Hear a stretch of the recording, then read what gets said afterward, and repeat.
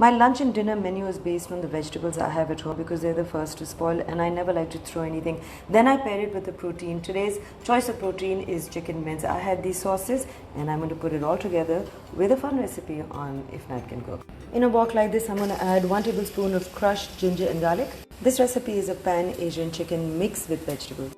Once that's light gold, I've added a chopped onion, 1/4 teaspoon of green chilies, red chili flakes and white pepper. I'm not going to brown the onions too much. I'm just adding in 300 grams of chicken mince. You can use beef mince. Make sure you break it down so it doesn't form lumps right at the beginning. Chicken mince cooks real fast. All I'm doing is browning it a bit. Okay, that's browned and I have some Chinese dried mushrooms that I've soaked in water. I'm going to add the mushrooms that are sliced and I'm going to save this water to add in the sauce later.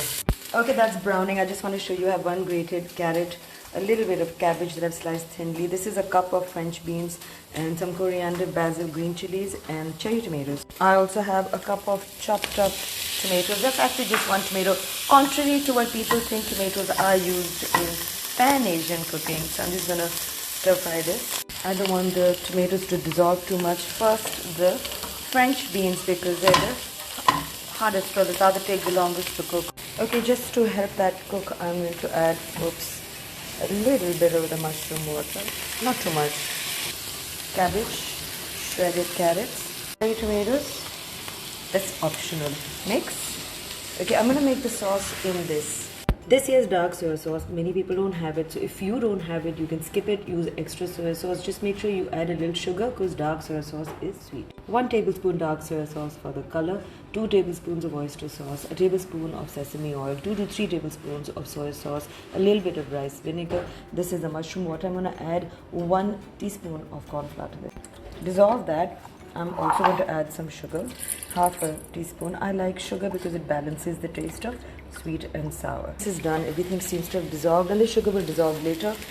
I'm adding that to this mix. Okay, I'm going to cover and cook this for 2 minutes. Okay, this is done. It is smelling so wonderful, guys, and it's also looking very pretty. I'm going to garnish this with coriander, some basil leaves and green chilies because I like this hot. And this is ready. I'm going to be serving this with fried rice. I love to make fried rice with leftover rice so nothing goes to waste.